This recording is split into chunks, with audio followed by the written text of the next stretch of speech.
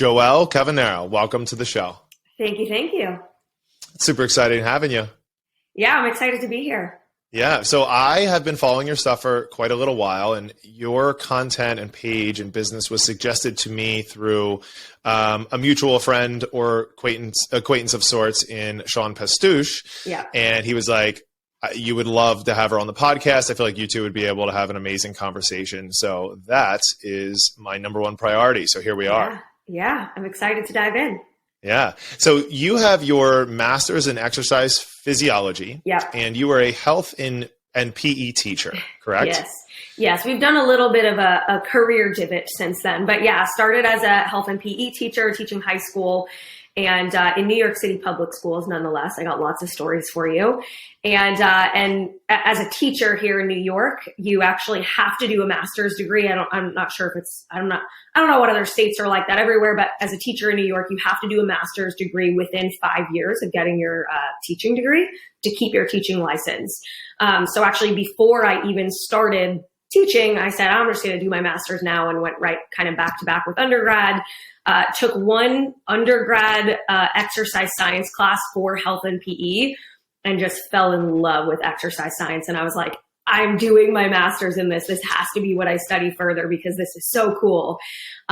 So yeah, ended up doing my master's, took a graduate assistantship to do sort of an accelerated master's program that was sort of this hybrid program between grad student and grad assistant. So you were kind of like running labs and working full time as a grad assistant while also doing your, grad school classes and whatnot. So then I went into teaching.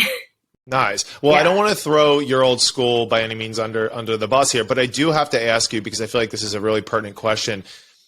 How well do you think you were able to be both enthusiastic, but also kind of complementary in your skill sets that you gain from the exercise physiology side of things in your application as a PE teacher? Or do you think you were bogged down by curriculum? So that's a really great question.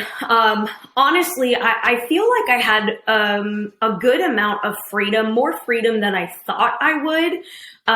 Almost a little too much freedom, because when you walk in as a first year teacher, you're kind of hoping that someone gives you some sort of curriculum to say, here, go teach this to the kids. And I remember walking in as a first year teacher and they're just like, yeah, teach what you want. And I was like, okay, that is equally kind of fantastic, but also very overwhelming because I've never done this before and I don't know where to start. So I taught more health classes than PE classes. I will say health education was more so my bread and butter than phys ed. I just found, you probably remember high school PE. You had some kids who were super freaking into it and like, volleyball, dodgeball, whatever for life, going hard, sweating, needing a shower post phys ed. And then you have other kids who are they're sitting there. They're like, I'll take the F, miss. It's cool. I don't want to participate. I don't want to get changed. I don't want to go into the locker room. It's cool. But I find high schoolers and health, when we could talk sex, drugs, rock and roll, they're really excited to be there. So I just found a different level of motivation for for health students versus PE. So I definitely gravitated more toward the PE side. I will say I did have the pleasure of being able to kind of work as a strength and conditioning coach with the high school football team, which was a really cool opportunity. And also did get to teach athletic training classes, intro to sports med classes. We had this cool sector at our school where basically kids could go into a major basically in high school. So there was a culinary department and there was also a personal training department where these kids would go through a curriculum as high school students and take intro to sports med and intro to weight training and things like that. And at the end of their 4 years, take a personal training certification exam. So I got to be a part of that prep. So I will say probably my health and PE curriculum experience was not the norm because I was brought on partly to help run that program of giving kids more specific health, fitness, exercise advice. So I would say I got to apply a good bit of it and wasn't too tied to curriculum that I didn't want to follow.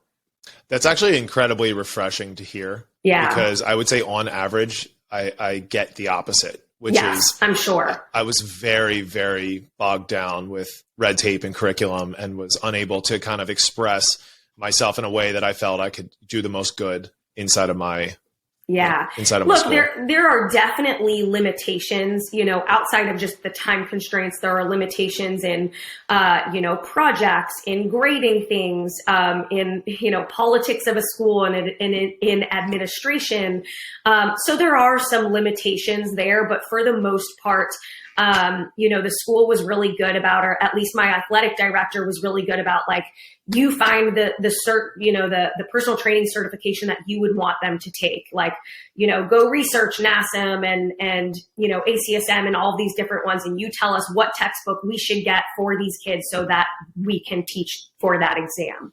I did have a good opportunity there, but I think just anytime you're teaching in a public school, there are limitations. Of course. Now, strength and conditioning is still relatively a new field, and I think it has come a very long way. But there's a question I have to ask here, which is, being a business owner and in a gym owner that has employed plenty of female employees, I have found that on average, it can be more difficult for a female in the strength and conditioning setting, especially amongst, you mentioned the football team. Did you feel like you met any resistance, and how were you able to overcome that? Yeah, I mean, luckily, I feel like I came into, I look back and I was like, here I was, this little, fresh teacher off the, right out of school and, right out of my degrees and certifications. And you walk into a high school where there's multiple health teachers, multiple phys ed teachers, lots of them, my dad's age, who have been there for 20, 30 years at the school. And a lot of them, as much as I very much love them dearly, a lot of them had health and phys ed majors, and that was really the extent of their continuing ed. They did the continuing ed that they needed to do to keep their licensure and things like that. But a lot of the other teachers didn't have additional education or certification in kinesiology or exercise science or strength and conditioning or personal training. And so I was kind of in a unique position where I wasn't very challenged by some of my other peers because they didn't have the credentials that I had. If anything, I think it more so made me the go-to person for some of those questions and concerns. And so the football coach, who's a friend of mine, he was just, he was another PE teacher at the school, coaching. And he'd say, I would sometimes stay after school to lift weights, in our school weight room. And the kids would they'd have sometimes lifts in there for football practice, and they'd start asking me questions, and he'd be like, go ask Mrs. C, go ask Mrs. C, go see what she has to say. And then it became, Miss, can you look at my deadlift form? Miss, can you look at my squat form? And it kind of just sort of transitioned into me being able to help and assist in those areas. So I will say, luckily, I was not negatively challenged in those ways. I was thrown into a position that allowed me, the opportunity to thrive in those positions because there weren't other people at the school who could offer those services, so to speak.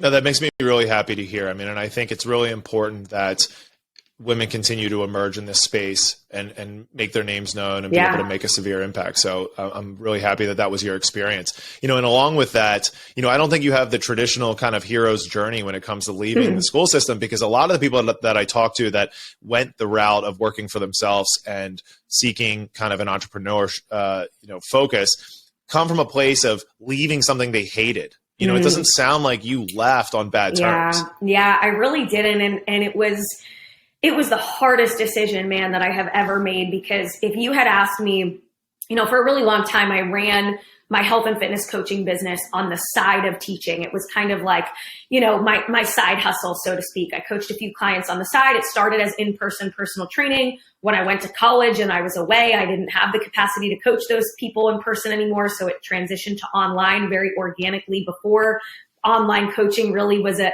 thing. And so over the years, I would just kind of keep a few clients online, on the side of college, on the side of teaching, and so on. And I continued to post content on Instagram. I continued to share my journey, my health and fitness journey on Instagram. And people wanted to work with me. And, being a full-time teacher, I was really limited in the amount of clients that I could take. And so I taught for 4 years in this high school that I worked at. And you're right, I did not leave a job I hated, which almost was harder, because if you hated your job, you'd at least more so have one foot out the door. I was in this really unique position of like, I love teaching and I love coaching, and I just want to be able to help more people. And I don't know what that route is. Does that mean staying in a school setting where I could help hundreds of kids per year? Or does that mean, moving full time into a one-on-one setting and helping adults instead of kids? But people who really want to be there versus, sometimes going to school and having a lot of unmotivated children that don't want to be there. And so I did really feel quite the pull between the two. And by the time I got to my 4th year of teaching, I had just gotten tenure. I literally got my tenure and left. So I got tenure, worked really, really hard for it. And that same year, there were kind of 2 things happening simultaneously.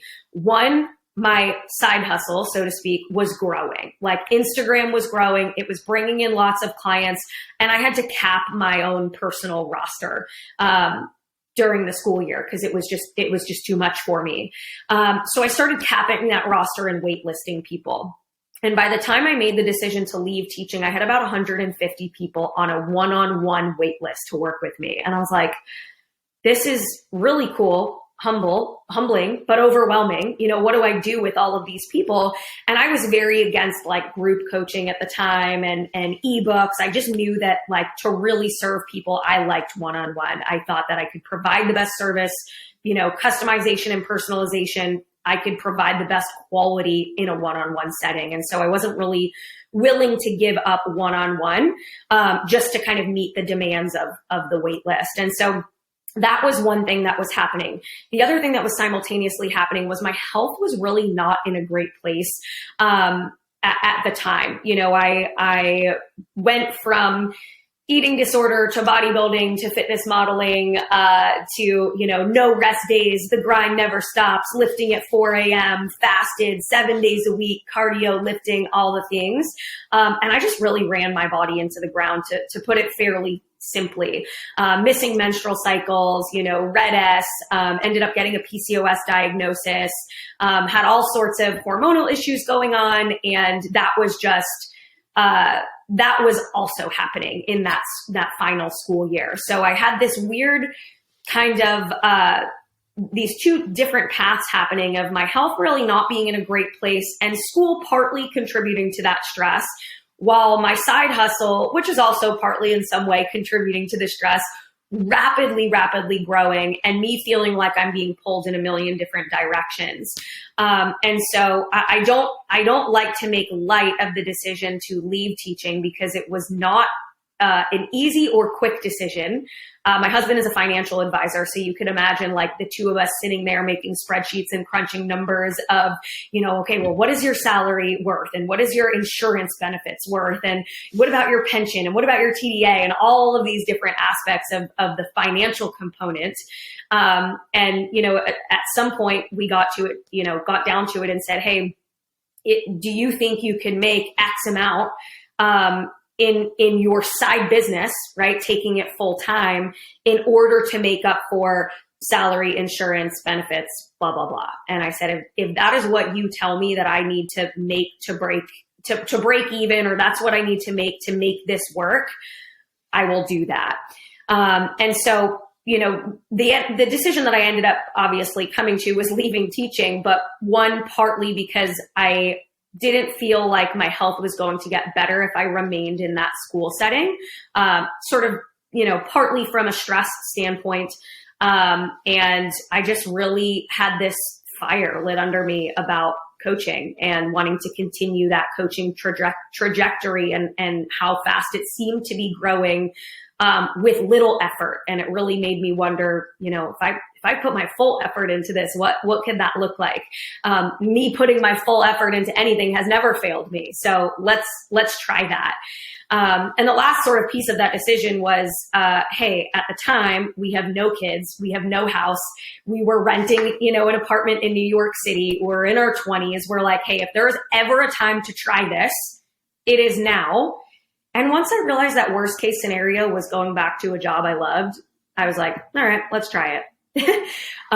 So there was a lot that went into that decision. And I don't, I'm not someone that often encourages other people to leave their stable jobs, because I know that it doesn't always, pan out to be great for everyone. So I like to emphasize that it was a really, really deliberate decision with lots of conversations and lots of time, spent around those conversations and whatnot. But ultimately, obviously it led to the path of me leaving teaching, leaving a job that I loved that still had its downfalls, but nonetheless was a job I loved. But I just felt more pulled to coaching and felt way more valued, is really the best way that I could put it. Way more valued by my one-on-one coaching clients than the lack of value that I felt by administration, by students, etc. Yeah, so I'm going to correct myself in real time here. I think that you did have a hero's journey. It was just adjacent to your experiences and career as a teacher. It was in part some of your own personal experiences you were going through, as you mentioned, with the eating disorders and some of the things that came by the way of your own fitness.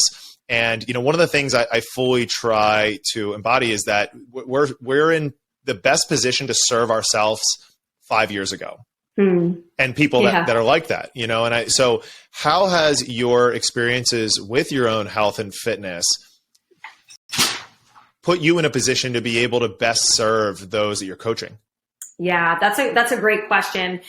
I'm really transparent and honest about the different aspects that of my health and fitness journey that I've gone through. I've been sharing on Instagram, the last decade or so. And so a good bit of my following has seen me, and my transitions through all of that. Some of it being eating disorders, some of it being fitness modeling, some of it being PCOS, some of it being my fertility journey, some of it being, getting pregnant with my daughter, having her, going through then postpartum and what fitness looked like postpartum. And so I've had the pleasure of being able to share all of that. And I'm sure, as you can imagine, each time you share different parts of that journey, different types of people begin to resonate with that content. And so, for every person that doesn't resonate with your, you being a mom now on Instagram, there's another person who does, relate to you more, and your content does resonate more now because you're a mom. And so I think what's kind of happened over the years is that as I've shared certain parts of my journey, not only has it, one, equipped me and my team to better handle clients who may be or have walked a similar path, but it also tends to attract some of those clients.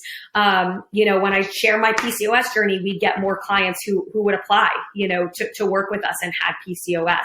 When I was pregnant, we'd get more people apply to work with us who were also pregnant women. And so it has allowed us to further, certainly further my own education, but now we've been able to build a team over at Level 10, our coaching company, and all of us have different specialties. And so that was very intentional in the hiring process, that we all kind of have different niches, so to speak, within our coaching. Some of us are strength and conditioning coaches. Some of us are PhDs in exercise, in exercise science. Some of us are registered dietitians. Some of us are pre and postnatal coaches. Some of us are on the hormone, gut, autoimmune side. Some of us are on the more, kinesiology, strength and conditioning side. So everyone sort of on our team has their own specialties here. And I think that part of my eclectic health and fitness journey, so to speak, has allowed us to continue growing and educating ourselves so we could best serve those clients that come to us who are also walking a similar path. I love that. Yeah, I mean, that's a perfect segue into, I think anyone that starts a business in the fitness industry understands that this is a very heavily saturated space, especially as it relates to being on social media. And, you know, one of our goals in business here is to differentiate ourselves in that market. You know, what do you think makes Level 10 so special and differentiates it from your competitors? Yeah, that's a good question. I think there's a few things. Derek. I think first off, 10, I always like to start with level 10, right? TEN, not the number. We actually like to spell it out, okay? 10 is actually an acronym for training, education, and nutrition. So those were sort of the three pillars that level 10 was built on, so to speak. And so, we want to educate people first and foremost, hello, retired teacher, on their training, their nutrition, by taking as, customized and personalized approach as we possibly can. Another thing that really makes us different is, I believe, that educational component, having resources for our clients, really educating our clients. When a client checks in with us, let's say, we do daily and weekly check-ins with our clients. So not only are we checking in with them once a week, it's not a, hey, good job, keep your same macros this week, see you next week. We are really diving into a slew of strengths, struggles, mindset, mental health, gut health, menstrual health, taking a really, really comprehensive full body approach to coaching. And so one, that's another piece of it. The other piece of it is, I believe, the credentials that come along with our coaches. So we've scaled now to a team of 10. And like I said, we have registered dietitians, strength and conditioning coaches, athletic trainers. We're in a really awesome position where we have just about someone for everyone, which is really, really cool. And we place people with a coach that we will, that we believe is best for them, instead of just saying, oh, hey, you joined level 10, you get thrown in with this coach because that's, who's next available. We truly pair people based on credentials, experience, that coach's ideal client, and even personality type. How does someone sound on the phone? Do they sound like they need the tough love coach? And we'll straight up ask people like, do you need a cheerleader? Do you need tough love? Like, what is it that you think you need? Because we, want to match you accordingly. So I think that pairing process is part of what makes things different as well. We're really thorough. Like I said, daily and weekly check-ins. We respond via video or voice memo. So a typical client check-in, they're getting a 20-minute voice memo back from their coach running through their whole week. Their whole week, their dailies, their biofeedback, everything. Like I said, everything is customized. So it's custom nutrition protocols, custom training protocols. Nothing is templated. Nothing is cookie cutter. Nothing is, the same as, two friends sign up from level 10 for level 10, they're going to have entirely different programs. They're not going to be sitting there, comparing, oh, we have the same workouts. Okay, let's do them together. Everything is going to be different and based on that client. And the last thing that I think is a really big differentiator for level 10 is that we've introduced mental health services into our coaching practice, which, I would love to see more coaching companies in the industry do this, because I think it's such a gap in the industry and a missing link in the industry. Spoken like the daughter of a therapist, of course. But I was raised, on valuing mental health, because I grew up with a dad who was a social worker and a licensed psychotherapist. And so, soon enough, once we got level 10, up and running and had multiple coaches and whatnot, my dad and I really started to have conversations over, hey, we think that there's a gap you might be able to fill here. Do you think you'd want to, start to see some of our level 10 clients, and fill some of those gaps? Because, and I think I just saw this on a video of yours. You had posted something on Reels recently, or somewhere in your posts, about mental health and habit change. And that for a nutrition client who's struggling with their nutrition, you give them some tips and some things to do, and they're like, meeting you back with excuses. And you're like, okay, so it's not really a nutrition issue. There's like a habit issue here. There's a mental health issue here. There's a mindset issue here. And so we kind of, very much see and understand that gap at level 10. and see that, hey, if someone's mental health is not in a great place, they're never going to be able to get all of this done. They're not going to be able to make that habit change, or they're not going to be able to get themselves to the gym or to value their health in the way that we, certainly want them to. And so adding mental health services was huge for us and really helped to fill that gap, where people could have a place to talk to someone other than their coach, and actually speak to a mental health professional about their training, their nutrition, but things well beyond that as well, that affect their stress, their coping skills, their anxiety, their depression, whatever else that happen to be playing a role in the success of their health and fitness journey. So I would say that the mental health component and adding that service to, to our health and fitness coaching is another big differentiator for us at Level 10. Yeah. And I mean, I think, you hit on the importance of being vulnerable as a coach. And I think a huge part of that is a lot of people think that coaches don't go through the same problems or deal with the same burdens that their clientele do. And the reality is we're often in a position to be able to serve them because we have dealt with exactly some of the same issues that they have. One of the other things I saw on your page, and you and I share this sentiment, is, to be able to create a program, right, to the extent that you or I have, it comes by the way of a lot of effort, a lot of resources, a lot of time, a lot of money. And the people you're able to serve, then it becomes more of an investment. So you spoke about seeing this as a value, or people that value their health. And I think this is an important conversation to have, because there is a massive difference between someone handing someone a program on a sheet of paper and saying, like, here you go, here's all the tips and tricks, good luck, versus, hey, let me basically handhold you through this process, be here to hold you accountable. Oh, by the way, help you pivot when things aren't working out. Oh, and be here when something happens in your life and maybe it throws you off. How do you have that conversation with clients that come to you and they say, hey, I just left Planet Fitness, like, this seems very expensive? Yeah, that's a great question. I mean, I always like to make the comparisons of in-person coaching versus online coaching. There are some major differences. There are absolutely, I mean, you're a gym owner, right?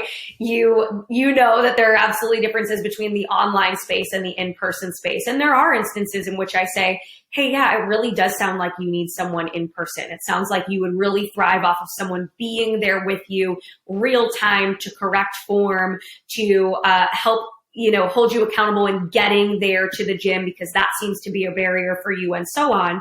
From an online coaching standpoint, there is a level of comprehensiveness, at least, I can speak for our company. There is a level of comprehensiveness that in-person often doesn't offer, because there's that nutrition component, because there's that mindset component, because there's that accountability component. And so, like you said, these clients are checking in, or like I mentioned before, they're checking in daily, they're checking in weekly. How did you do with your nutrition and everything? Our goal is to meet the client where they're at. So, I like to give this example. When clients first sign up to work with us, they fill out a member questionnaire, right? All about their goals, their preferences, their medical history, their schedule. And I'm sure you see this at your gym too, where someone signs up and they're like, I'm ready, right? Like, they got this burst of motivation. It made them sign up. They're ready to go. And it's, it says on their questionnaire, like, how many days a week would you like to exercise? And they're like, 7 days a week, twice a day, 2 hours a day. I'll do whatever it takes. I'll give you all of me, coach. And you're like, okay, that's great. But that's what got us into this pickle. So let's back up a little bit here, and let's take a look at your schedule, and let's take a look at, when your kids get home from school, and what time you have to leave from work, and when we can actually fit the gym in, and when it's going to feel good for us, and how much sleep do we really get, because that's going to be relevant to our recovery. We can only work from what we can recover from, and so on. And so, a lot of, especially the onboarding process in and of itself has to be meeting the client where they're at. And so, the person who, just left their gym, or they're looking for more, those initial onboarding conversations are really to figure out, we do a free consult call. as I'm knocking my water over, we do a free consult call with anyone who applies to work with us, because truthfully, not everyone is a great fit. And we want it to be a great fit if you are going to, to make this investment in your health. And so, I like to be clear over, there's not one specific ideal client. It's not like we're saying, oh, you need to have experience if you want to come work with us, or you need to know what a macro is if you want to come work with us. It's none of that. It's a matter of, are you ready to be willing to unlearn certain behaviors? Are you willing to learn new behaviors? And are you willing to let us walk you through that and hold your hand through that? Are you willing to communicate with us and be honest and open with us about where you're at mentally, physically, so that we can't meet you where you're at? So I think ultimately when someone new comes to us, we try to ask as many questions as humanly possible instead of just preaching about what we do. We really want to get to know that client so we can figure out how we can get them from point A to point B in a way that's going to be conducive to their schedule, their goals, their lifestyle, their family life, etc. Because ultimately we want it to be sustainable for them. We want them to want us, but we don't want them to need us forever. So the goal is really to give the client all of the tools, all of the confidence, all of the knowledge to eventually be able to do this all on their own. Yeah. And I mean, part of a coach's job is to kind of vet out the people that aren't going to meet them 50%, because at the end of the day, we cannot do the work for the client. Right. They need to be willing to step up for their health and make those incremental changes. However small, there's still effort required on the part of the client. Yeah.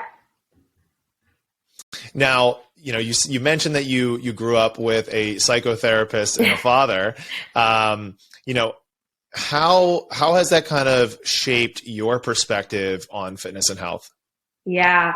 So the little bit of other backstory is that my dad was also a bodybuilder, right? So there's always been this interplay between growing up in a health and fitness household, so to speak, while also having that therapy side of things and lots of analysis, right? As being the child of a therapist, right? You sometimes just go to have a conversation with your dad and he's like, so what I'm hearing is that you're feeling insecure about this. And I'm like, sometimes you're just like, stop, dad. Like, I just want to have like a father-daughter conversation, right?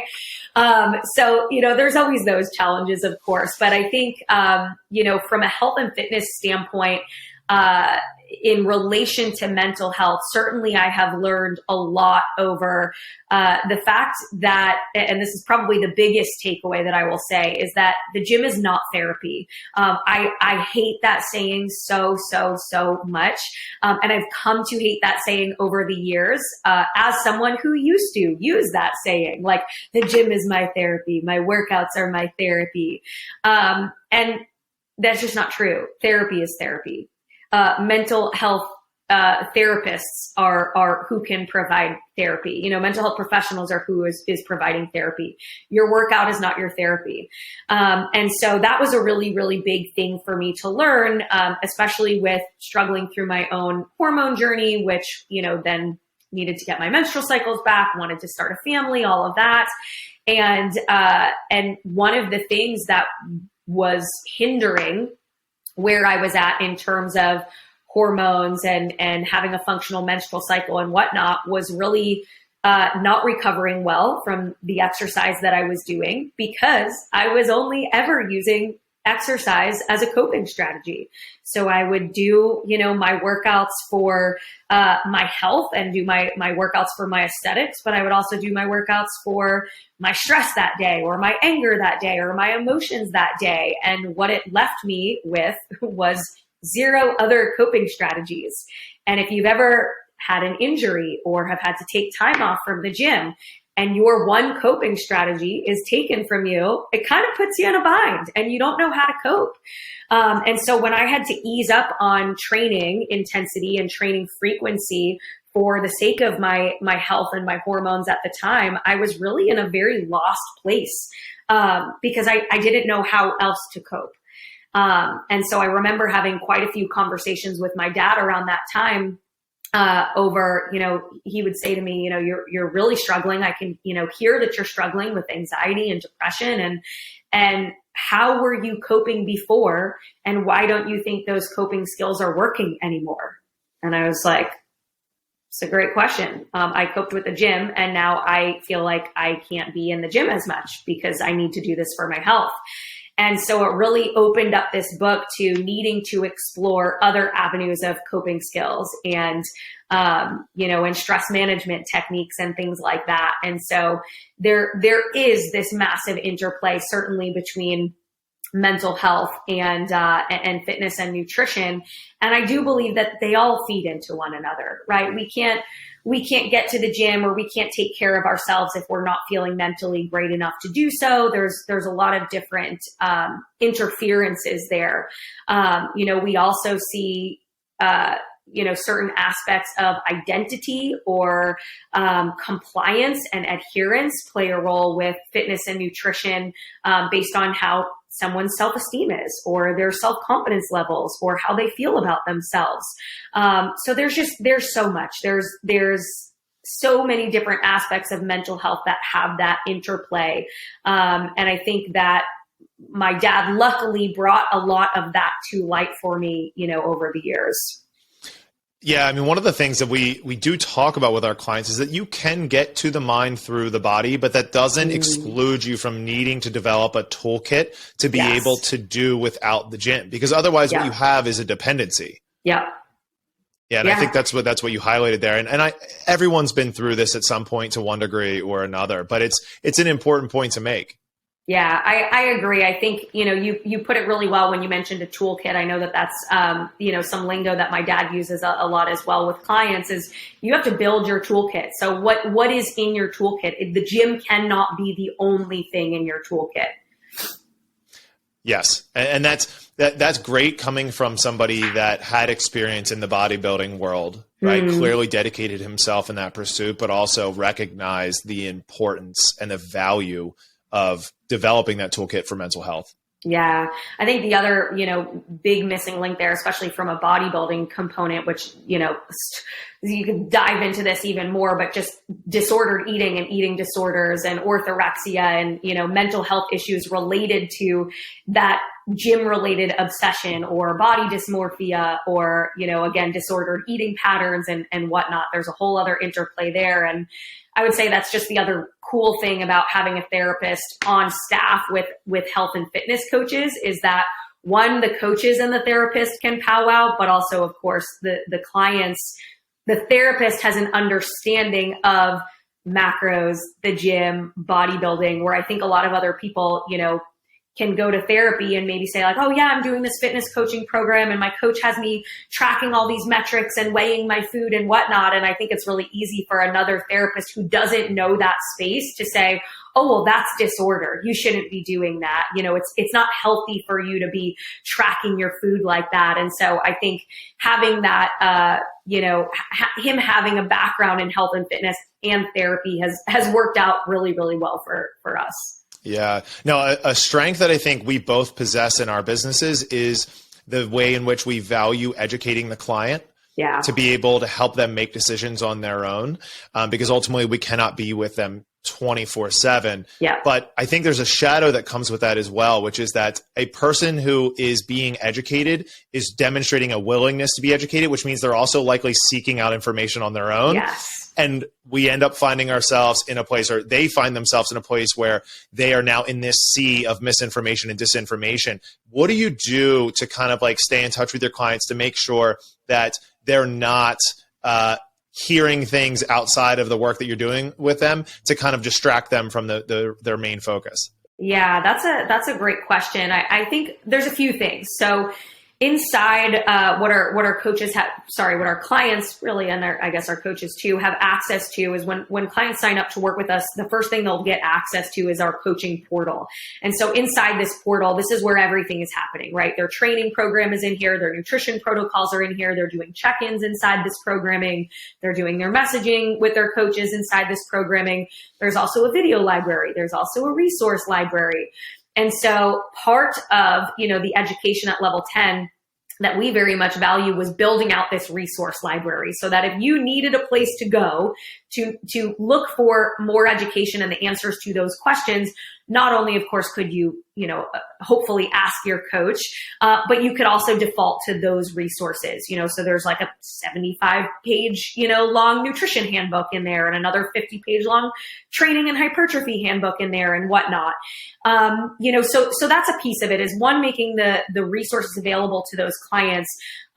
Two, the other biggest piece here, I think, is effective communication between coach and client, and having the connection to have those tougher conversations, or having the connection so that a client feels comfortable asking those questions.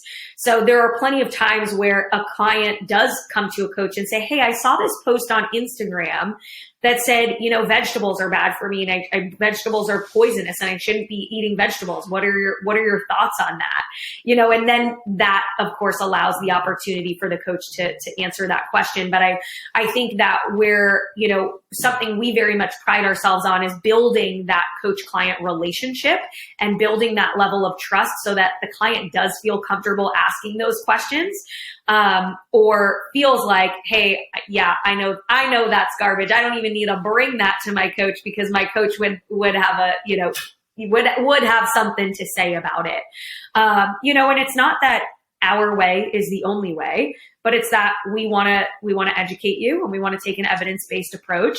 And we hope that we have the relationships with our clients and aim to have the relationships with our clients where if they do see something that seems questionable outside of what their coach is telling them to do, or is in contrary to what their coach is telling them to do, they're going to bring it to their coach and get an explanation from their coach. I love it. Well, let's take a step outside of our businesses here and outside of your business. And let's talk about, let's take kind of a 30,000 foot view and look at the fitness industry as a whole. What do you think some of the gaps are currently? Yeah, sure. So I do think that mental health is a really, really big gap. Mental health and mindset, I think, are really big gaps in the coaching space specifically. Do you know Casey Joe? Do you know who that is on Instagram? I believe, I think so. She'd be a great person for you to talk to. If not, she's a good friend of mine, Dr. Casey Joe. She's a PhD in health behavior change. And so she runs a certification, shameless plug here, Casey. She runs a certification for coaches called the Health Mindset Coaching Certification. And she essentially teaches coaches how to dig into the mindset piece, because I think that oftentimes that is the missing link for a lot of coaches, right? They go get their precision nutrition cert and they go get their CPT, or maybe they have their CSCS, but there's still this underlying mindset component, motivational interviewing component, habit change component, health behavior change component that is missing for a lot of coaches. They might have the content knowledge of training and nutrition, but I don't believe that means you know how to coach someone. So I think that the mindset and mental health piece is a really big missing component there. Another gap, so to say, in the industry, I would say, as you mentioned before, the industry is fairly saturated. And I don't necessarily say that as a bad thing. It just means there is a lot of great information and there's a lot of misinformation out there. And I think it's gotten really, really hard for the consumer to navigate what is evidence-based, what is helpful information, what is splitting hairs information versus what is actually, actionable steps that someone can take. So I think that, part of that maybe comes down to the barrier to entry in this industry being a little too low. You are someone that, even the CSCS is a, certification that is, very much praised, in the industry for being a better qualification, among the coaching industry. And so sometimes I wonder if there was a different entry level, for coaches, would we be in a different position as an industry in terms of information and disinformation or misinformation, if that entry level was different? Yeah, I'd like to speak to the first point first around mental health. And that is, I think of breaking down people's self-beliefs, especially the ones that are conflicting with the direction they want to go, as being a paramount or priority in terms of the things you need to work through with somebody to be able to create real behavior change. And I think one of the problems here is that it's a hard topic for people to tango with, for the reason that self-beliefs, if they're deep enough, become almost like fact to us. So the things that you actually have to break through with people, they don't see them as self-beliefs because they're held so tightly. Yeah. Do you find that this is one of the biggest struggles, or at least difficulties in working with clients that have strong self-beliefs?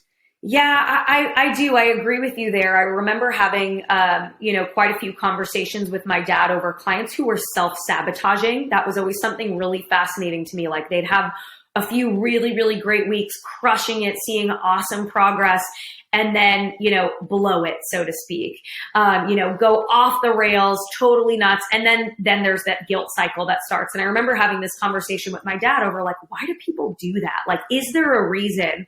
And he described that so much of people's identity, right, lies in their behaviors. And so if someone has only ever identified with being the obese person, or the person that overeats, or the lazy person, or the person that never works out, or whatever it is, when they start to see new glimpses of that identity shifting based on their behavior change, it can be really overwhelming. It can be really scary because it's like they don't know that person. He said, so sometimes it's an identity-based issue of that person not even recognizing that version of themselves. And so there's this default back to old behaviors because there's a massive identity shift happening that they're not sure how to cope with yet. Yeah, and I think this is why it's so important to expose yourself to communities of people that are like the person you want to become. And then there's a second tier to that, which is that you need to make sure that they are within your zone of proximal development. In other words, if you're a business owner and you're making $200,000 a year, you don't go into the group with billionaires, right? It's far beyond you. And what I think happens for people is that bending our reality or our perception of it is uncomfortable. But if you do it progressively at a rate that allows you to experience that discomfort, but also then to kind of level out and adapt to this new group, to this new ideology, to this new idea of yourself, you can then acclimate in a way that you can kind of rise with the group, and then you just kind of keep playing this game. So I know you said you have a community aspect to what you do in your coaching. We obviously have one as part of our facility. Can you speak to the importance, you think, of being able to get around people that are like the person you want to become? Yeah, absolutely. I mean, we send out feedback forms to all of our clients every few weeks. We have these mid-program feedback forms. We have these end-of-program feedback forms to let us know, hey, how's your program going so far? What have you learned? What are you still hoping to learn? What are you getting, the most out of? Which aspects of level 10 are you really utilizing or underutilizing? And something that people always mention is, I love the community aspect at level 10. They feel like, they don't just have their coach, they have all of the coaches to collaborate with. We do monthly Zoom calls as well. So we have 2 Zoom calls every month. One is a mental health Zoom call, specifically with a mental health educator that picks a certain mental health topic to go over with all of our clients. And then we have a non-mental health call that's just literally a community call for all of our clients, and whoever wants to come can come, and we have a theme and whatever else. And that community aspect is so important for people. And I really never realized how important it was for people until when the world shut down. And this is what's really interesting. When the world shut down, right, via the pandemic, we had never had higher attendance on those Zoom community calls at our team, on our team. There was the highest attendance ever was during this shutdown, where people needed community and they needed to see people. They weren't leaving their house. They weren't having the same social exposure as before. And they wanted to be around people who were doing similar things to them. And so I just always think that that's a really interesting play that, it was the best attendance ever was, and not to say that it's bad now, but attendance was so high at that time because people really, really craved community and connection.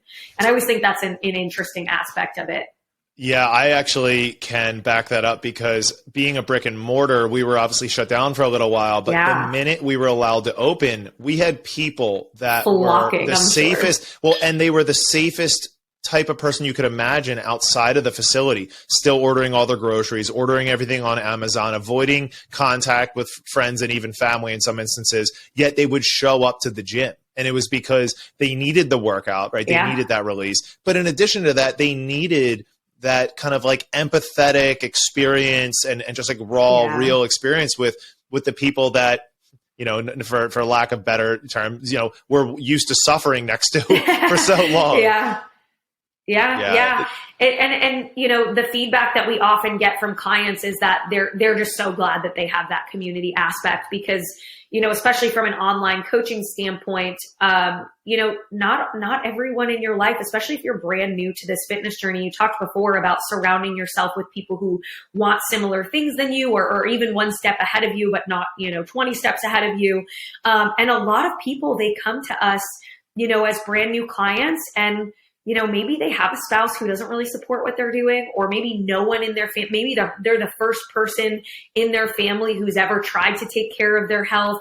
And so a lot of people come for the accountability, and not just the community, but the support that the community provides, because it might not be support that they have present, you know, physically present in their life. And so if they have an online community that they can rely on for some of that like-mindedness or similar goals, I think it's really helpful for people. Absolutely. I mean, environment's everything. And if you can't get it at home, you know, sometimes it could be through the online space and working with, you know, companies such as yours, or physically being in a location with us. Now, you recently, you know, in the last 2 years or so, became a mom in addition to running the business and developing everything. You know, how did that kind of open your eyes to the experiences of other mothers that are, you know, have highly demanding careers, or even stay-at-home moms that are, you know, that right there is a full-time and a half job. So did that give you a level of empathy for your clients? Oh my gosh. Yes. Now, like literally every mom is a superhero. Every woman that has, you know, bared a child is just a hero in my world. It has really, really shifted my mindset around motherhood, of course, you know, whether you are a business owner, whether you are a working mom, whether you are a full-time stay-at-home mom, it is all hard.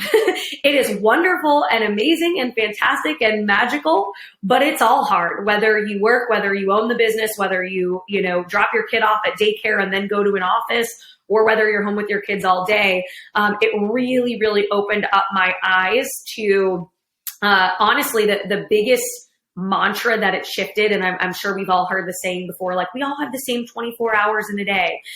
And I'm just convinced we don't now. I'm convinced that moms do not have the same 24 hours in a day that everyone else has. And, you know, I think it was really easy as like a 21-year-old who had no kids and no house and, you know, very few bills to pay and whatnot. I think it's really easy for that, like, you know, little 21-year-old fitness, you know, model, bodybuilder, whatever, to be like, we all have the same 24 hours in a day, you know, get it done. You just have to be dedicated. And then you got the mom who's like up at 4 a.m, trying to get her workout in before her kid wakes up at 5 a.m, so that she could take the kid to daycare, so that she could go to work for the day, so that she could come home and pick up the next kid from school. And there is definitely a newfound level of respect for other moms, especially moms who are trying to put their health and fitness first, or have a place even for health and fitness in their lives, because it is harder. I mean, it is harder. And when I do, let's say, a Q&A on Instagram, man, 90% of the questions are like, how do you get the gym in as a mom? Or like, I feel guilty for working out as a mom. How do I get past that guilt? And so, you know, there are all of these conversations now that I try to have with people.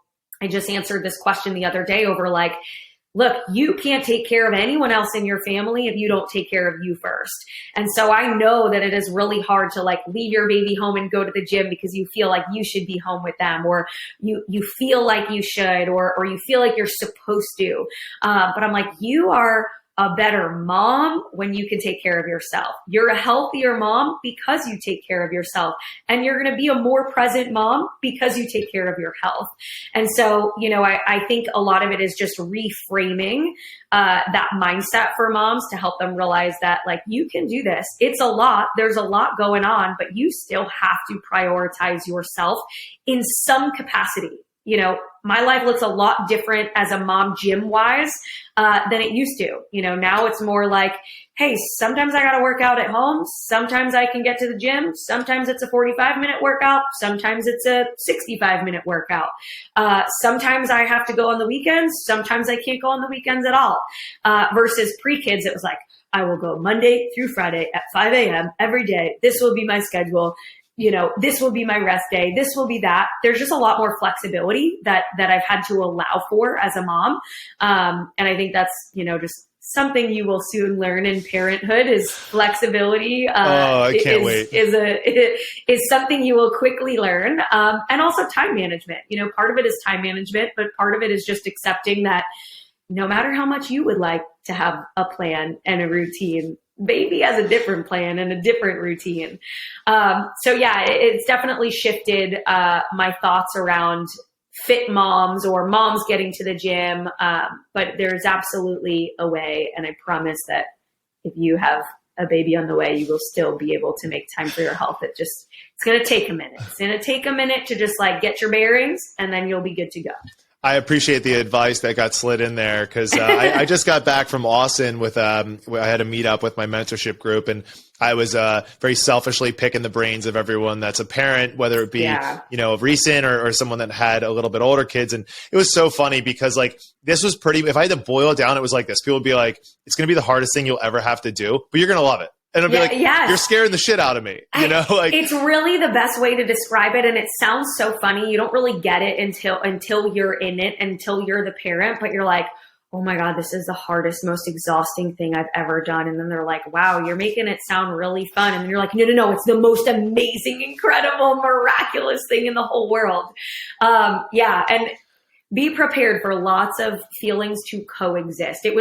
I remember, and you could tell your wife this as well. I remember that in those early postpartum days, I was so overwhelmed by emotion because I don't think I had ever felt so many different things at once. Like, how could I feel so exhausted, but also feel so exhilarated? Like, it's just so wild because there's a lot of coexisting emotions. And that's just, parenthood in a nutshell. But especially those early postpartum days, there's going to be a lot of feelings, a lot of emotions, but you will get through them all one day at a time. Yeah. Now, you're coming from a place as somebody that is highly educated in this field, and you have a team around you that fills in any blind spots that you may have. Was there anything that surprised you in motherhood? From a business standpoint or from a mom standpoint? Let's do both. Okay. So mom standpoint, all of it. All of it is surprising. No, honestly, if I'm gonna be real here, I didn't know I would love it so much. And I know that sounds like a really cheesy response. I always wanted to be a mom. Like, I always wanted kids. I didn't know how absolutely incredible it would be. And how, like, when my baby turned 6 weeks and smiled, I was like, let's have 5 more. Like, I did not expect that. So there was a lot I didn't expect about motherhood as a whole. I think, you expect that it will be hard. You expect there will be hard days. But it is a level of love and excitement and pure joy that you can't compare to anything else. And so that was a good surprising of like, wow, I didn't know that my heart could ever even feel this way. So that would be my mom related surprise. Business related surprise. And this obviously ties into, of course, being a mom as well. But from a CEO standpoint, I didn't really get much of a maternity leave. So that's part of it. I tried to be stepped away for a few weeks. We batched as much as we could in advance. I handed off any, things that were just my tasks, I pretty much handed off to my assistant and was like, this is yours now. Here you go. Let me know if you need me. So I tried to be stepped back. I was never fully removed. That's just the nature of being the entrepreneur. But I was never gone from the business, right? I was stepped back for maybe 2 weeks or so, and then I was really pretty much back into the swing of things. But I would say something that I didn't expect, I think I underestimated how do I put this? I think I underestimated the time management necessary to still be full-time CEO and also be a mom. I think I thought that like, oh, like babies just sleep all day and I'll just like get my work done then. And it didn't go that way. It didn't work like that. I think I underestimated the help that I would need. I think I thought like, because I work from home, I should be able to be the full-time stay-at-home mom and the full-time dual business owner, CEO, co-owner of another business, etc. And so I think that was a lesson that I had to learn pretty early on of like, I need someone here to help me. Like, I can't do this by myself. Once my husband went back to work, he had about a month of paternity leave. And then once he went back, it was me and the baby home while also trying to run 2 businesses. And I was like, okay, this is like, I don't have as much time in the day as I thought to get work done. So I learned pretty early on that I was going to need a little bit more assistance. And then that comes, with a whole other slew of like, I shouldn't need help. I should be able to do it all on my own. And that whole mom guilt factor that plays in. But lucky enough, I have a lot of local family. And so, the baby's grandparents are local and aunts and uncles are local. And so, I had a lot of help with family coming over. I had an aunt that was coming over pretty consistently, 2 or 3 days a week to, help watch the baby so I could get work done, and those would be my kind of designated heavy work days. And then on the days that she wasn't here, work was pretty much moved to nap time or bedtime and whatnot. Yeah, I think, and I'll give you one more. I think the other thing that I didn't expect was feeling so strongly over keeping work and baby stuff separate, which kind of sounds, you would think like, oh yeah, work life is separate than personal life, but it's really easy to be like, oh, the baby's playing right now. Let me just like answer a few quick emails. And I pretty early on was like, I don't want it to be like that. I don't want it to be like, oh, mommy's supposed to be playing with me right now and she's on her computer, or she's on her phone. I just pretty early on was like, you know what, if she is awake and I am home with her, then like I am in full mom mode. And when she is asleep or napping or in daycare, I am in full, work CEO mode. And so separating those has worked really well for me. And it's something that I just prefer. It might not be everyone's preference. But that was something that I think I also didn't, expect to feel that strongly about, was keeping those very separate. I love that you shared that. I have found that I have naturally gravitated towards the successful business owners that do just that. They're both incredibly efficient with their time and very hyper-focused when they need to be. Yeah. But they also know how to say no, and they know how to draw lines in the sand when it comes to separating that CEO life, the on-the-floor coaching life, from their family life. Yeah. Yeah, you become really choosy about your time and energy. I think once you become a parent, your time and your energy are a little bit more limited. You have to learn to get efficient and set better boundaries around work and family if you don't want to be burnt out on both. Yeah. Well, Joelle, this was a lot of fun. Yeah. Thanks so much for having me. It was fun to chat it out. No doubt. I'm sure we could have gone in a million different directions, but we can save it for another time. For sure. We'll have to have you on 10 Talks on my podcast as well. I would love it. I would love it. Sure. Well, hey, tell the audience where they can learn more about you. Yeah, of course. So Instagram is definitely my main hub. I'm not as cool as all the TikTok kids yet, but maybe one day. So you can find me at Joelle Samantha on Instagram. And if you want to look into our coaching at all, you can find us at Level 10 Coaching, TEN, not the number, level10coaching.co. or Level 10 Coaching on Instagram. I love it. Yeah. Well, hey, thanks Cool. again for hopping on. Yeah. Thanks, Derek. See ya.